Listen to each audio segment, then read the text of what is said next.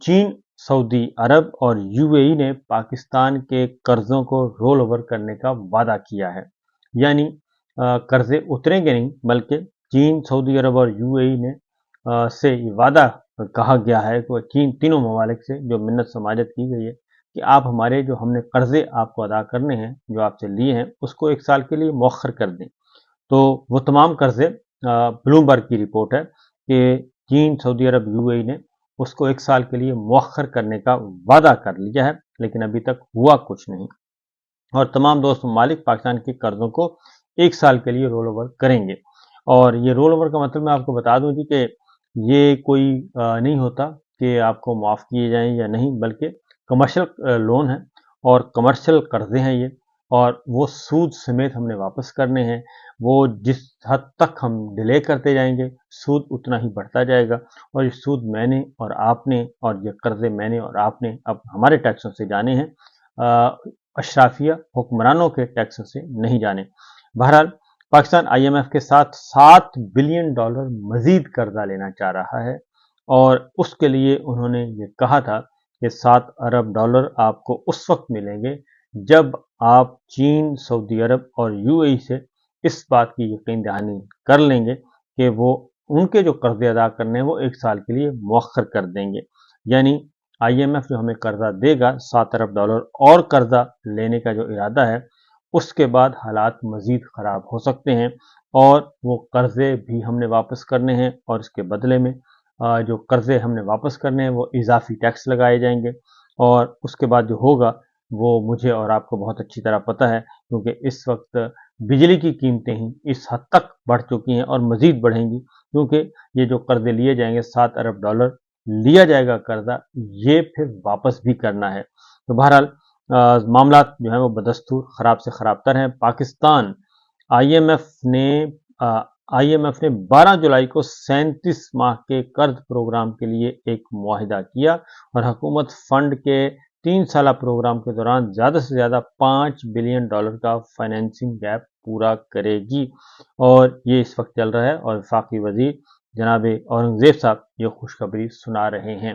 ये खुशखबरी नहीं है, बल्कि ये बदकिस्मती है कि हम कर्ज़ों की मईशत से नहीं निकल रहे, और हम अपने अखराजात कम नहीं कर रहे, बल्कि कर्जे लेके अपने जो बढ़ते हुए अखराजात हैं उनको पूरा कर रहे हैं।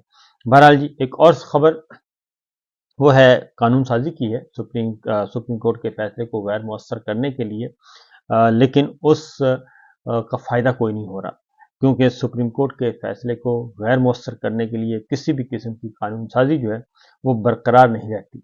और चूँकि मखसूस नशिस्तों का हुक्म आ चुका और फुल कोर्ट का फैसला है, उस पर अमल नहीं किया जा रहा, और काजी साहब तो हैं ही हैं, पहले ही सहूलतकार थे। अब इलेक्शन कमीशन भी खुलकर सामने आ चुका है, क्योंकि इलेक्शन कमीशन ने सुप्रीम कोर्ट के फैसले के खिलाफ अब नज़रसानी अपील दायर करने का फैसला किया है, और इलेक्शन कमीशन के मुताबिक कानूनी टीम को नज़रसानी अपील तैयार करने की हिदायत कर दी गई है, और उसमें ये कहा गया है कि इलेक्शन कमीशन जो है वो आइंदा 2-1 रोज़ में ये काम कर देगा। और उसमें वजह ये बनाई गई है कि आज़ाद अरकान को जो 15 दिन का वक्त दिया गया था, उस पर इलेक्शन कमीशन ने एतराज़ आयद किया है कि जी वो तो 3 दिन दिए हैं आइन में, तो 15 दिन का वक्त जो है वो दुरुस्त नहीं है, और सुप्रीम कोर्ट का फैसला खिलाफ आइन है, इसलिए इसको वापस लिया जाए। रिटर्निंग अफसरान को पार्टी टिकट जमा न कराने वाले उम्मीदवारों के कैसे तहरीक इंसाफ के हो सकते हैं? सिर्फ कागजात नामजदगी में तहरीक इंसाफ लिखना पार्टी का उम्मीदवार नहीं हो सकता। सुप्रीम कोर्ट के फैसले में इबहम भी अपील का हिस्सा होगा।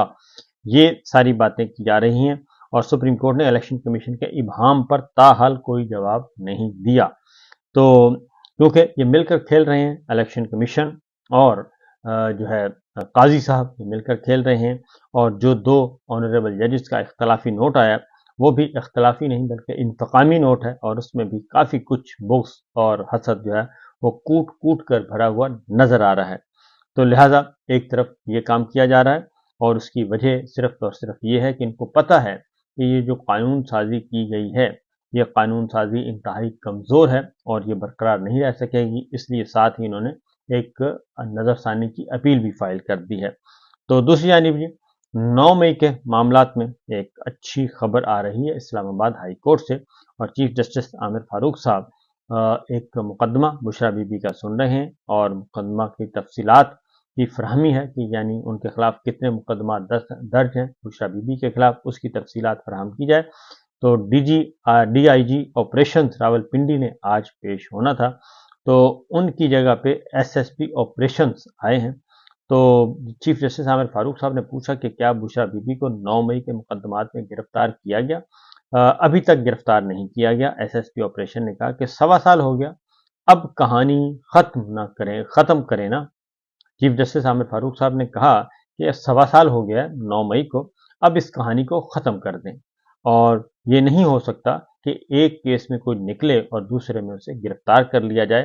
चीफ जस्टिस आमिर फारूक साहब ने कहा कि अगर आपको बुशरा बीबी तफ्तीश के लिए मतरूक थी तो तलब क्यों नहीं किया, और बुशरा बीबी जब गिरफ्तार नहीं थी तब भी पुलिस ने उन्हें तलब नहीं किया। तो बुशरा बीबी के खिलाफ कोई सबूत है नहीं है ना। तो ये खुद ही चीफ जस्टिस आमिर फारूक साहब ने कहा कि जब उनके खिलाफ कोई सबूत ही नहीं है तो फिर ये दोबारा से बार बार एक 1.25 साल पहले का वाक़या है, उसमें आप कैसे किसी को गिरफ्तार कर सकते हैं? अगर पुलिस ने अभी तक गिरफ्तार नहीं किया तो मतलब है अब नहीं करना। 1.25 साल तक पुलिस ने तफ्तीश नहीं की तो अब गिरफ्तारी की क्या ज़रूरत है? बुशरा बीबी गिरफ्तार हैं, पुलिस ने उनसे फिर भी तफ्तीश नहीं की। ये चीफ जस्टिस आमिर फारूक साहब ये कह रहे हैं। और SSP ऑपरेशन ने कहा जी बुशरा बीबी ने इन मुकदमात में जमानत कबल गिरफ्तारी दायर कर रखी है।